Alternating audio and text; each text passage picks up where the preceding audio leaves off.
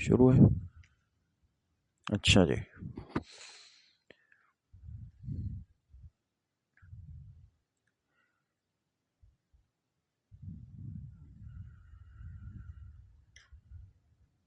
سات آیتیں ہوئی ہیں.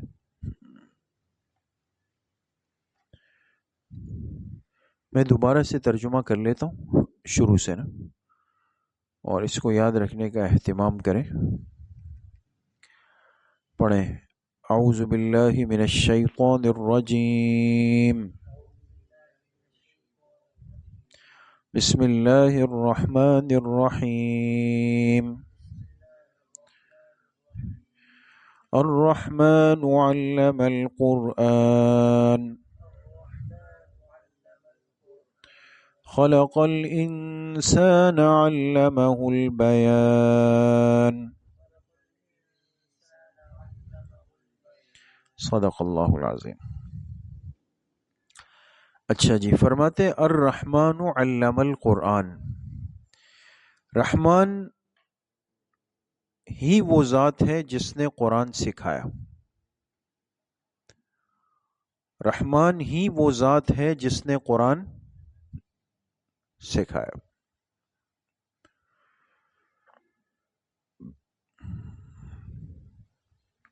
خلق الانسان علمہ البیان. اسی نے انسان کو پیدا کیا،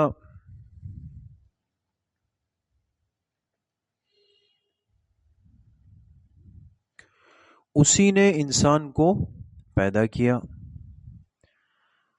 علمہ البیان، اسی نے انسان کو بولنا سکھایا. اسی نے انسان کو بولنا سکھایا. اس سے معلوم ہوا یہ اچھا بولنا جو ہے نا، یہ بھی ایک نعمت ہے. آپ نے دیکھا ہوگا ابھی ہماری انجمن بھی گزری تھی سالانہ نا، تقریری مقابلہ. آپ حضرات کو پتہ نہیں موقع ملا ہو نہیں ملا ہو آنے کا، مصروف لوگ ہیں. تو دیکھیں اس میں کیا محنت ہوتی ہے کہ یہ طالب علم جو دین پڑھ رہا ہے، یہ اپنے اس سیکھے ہوئے دین کو صحیح انداز میں لوگوں تک پہنچانے کا ڈھنگ اور سلیقہ بھی سیکھ لے. بات سمجھ گئے؟ اس لیے بیان اچھے انداز سے کرنا اور لوگوں کو اپنی بات سمجھانے میں کامیاب ہونا، یہ بڑی نعمت ہے دوستوں. اور یہ یہاں سے سمجھ میں آ رہی ہے علمہ البیان. اسی ذات نے لوگوں کو بولنا سکھایا. لکھ دیا؟ لکھ لیا. الشمس والقمر بحسبان. سورج اور چاند ایک حساب سے چل رہے ہیں.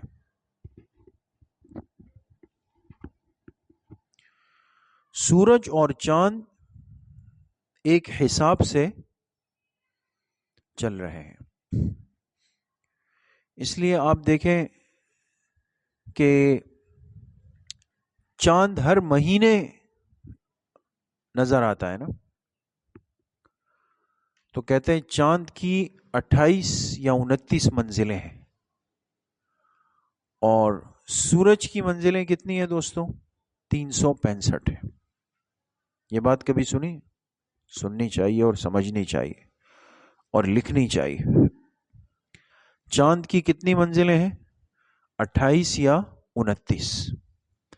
اگر 28ویں منزل میں جا کے چاند رک جائے نا دوستوں، تو اس مہینے کا چاند 29 دن کا ہوتا ہے. اس لیے کہتے ہیں 29 کو چاند نظر آ گیا. اور اگر چاند جا کے 29ویں منزل پر رکا تو وہ مہینہ 30 دن پورے کرے گا. یہ جو بھی رمضان کا چاند دیکھیں گے نا لوگ، تو کس تاریخ کو دیکھیں گے؟ شعبان کی. شعبان کی 29 تاریخ کو لوگ دیکھنا شروع کر دیں گے. اگر نظر آ گیا 29ویں شعبان کو چاند نظر آ گیا رمضان کا، تو سمجھ جائیں کہ چاند نے کتنی منزلیں پوری کی؟ 28. اور اگر 29 کو نظر نہیں آیا اور 30 شعبان ہو گئی، تو اس کا مطلب ہے کہ چاند نے 29 منزلیں پوری کی. سمجھ گئے؟ تو چاند کی منزلیں کتنی ہیں؟ 28 یا 29. اور سورج کی منزلیں کتنی ہیں؟ 365. ہر دن کی ایک نئی منزل ہے. 24 گھنٹے میں یہ اپنا سفر پورا کرتا ہے. سمجھ میں آ گئی؟ والنجم والشجر یسجدان، اور ستارے اور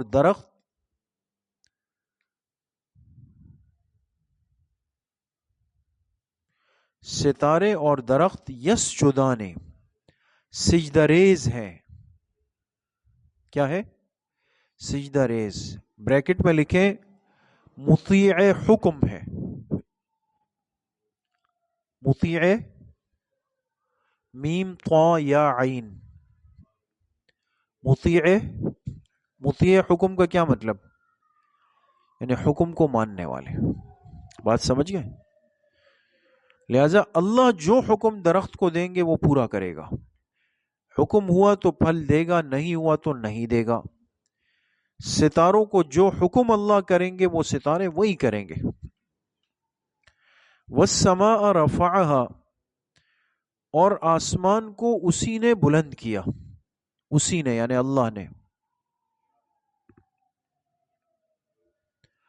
اور آسمان کو اسی نے بلند کیا.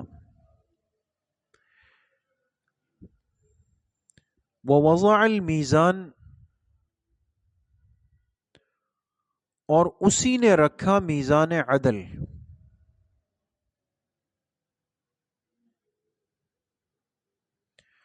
اسی نے رکھا میزان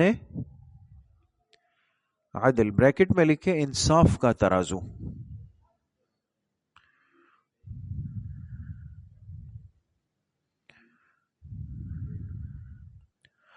اللہ تطغوا فی المیزان، کہ تم زیادتی مت کرو تولنے میں.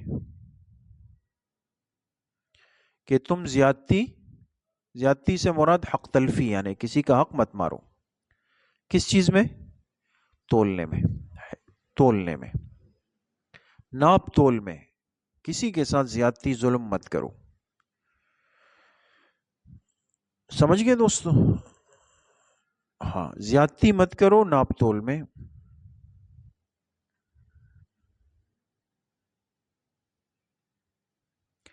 وَأَقِيمُوا الْوَزْنَ بِالْقِسْطِ، اور وزن کرو انصاف کے ساتھ.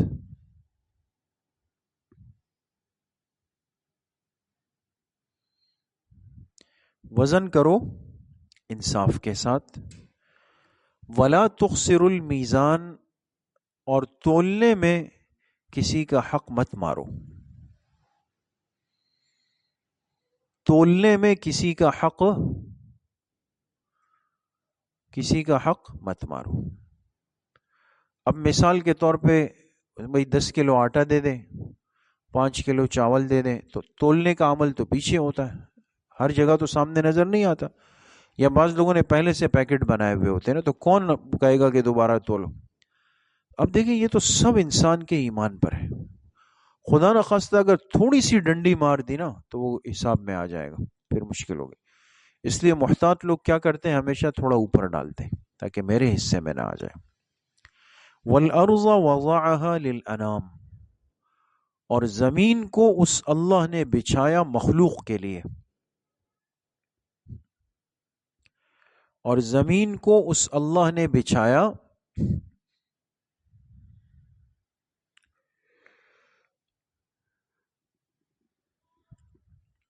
کس کے لیے؟ مخلوق کے لیے. فیہا فاکہۃ والنخل ذات الاکمام، اس میں پھل ہیں اور کھجوریں ہیں. دیکھیں باقی پھلوں کو الگ ذکر کیا، حالانکہ کھجور بھی ایک پھل ہے، وہ بھی اس میں، لیکن چونکہ اس کی کچھ خصوصیات، اس کے خواص، اس کی برکات کچھ الگ ہے، الگ سے ذکر کیا. اس میں پھل ہے اور کھجوریں ہیں، ذات الاکمام، غلاف والے. غلاف، کھجور کا جو خوشہ ہوتا ہے نا دوستو، یہ جب اگنے لگتا ہے تو یہ ایک، آپ سمجھے کہ کور کے اندر ہوتا ہے، اس طرح خوشہ بند ہوتا ہے اس کا، پھر یہ کھلتا ہے، یعنی اس کو غلاف کہتے ہیں. ذات الاکمام، غلاف والے.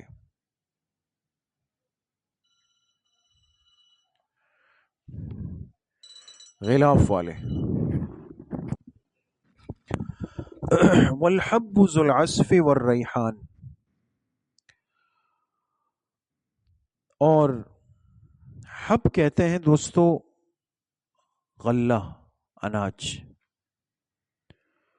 اناج، اور اسی نے پیدا کیا اناج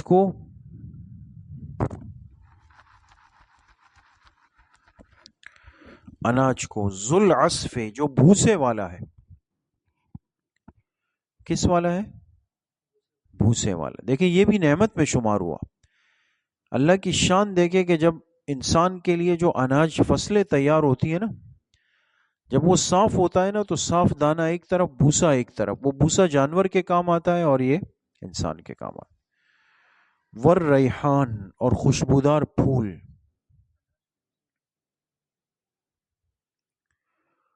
اور خوشبودار پھول.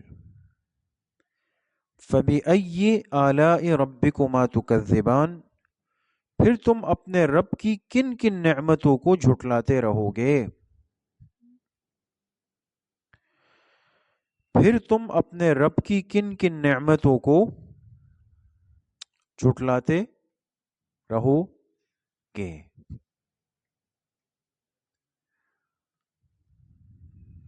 سمجھ گئے دوستو؟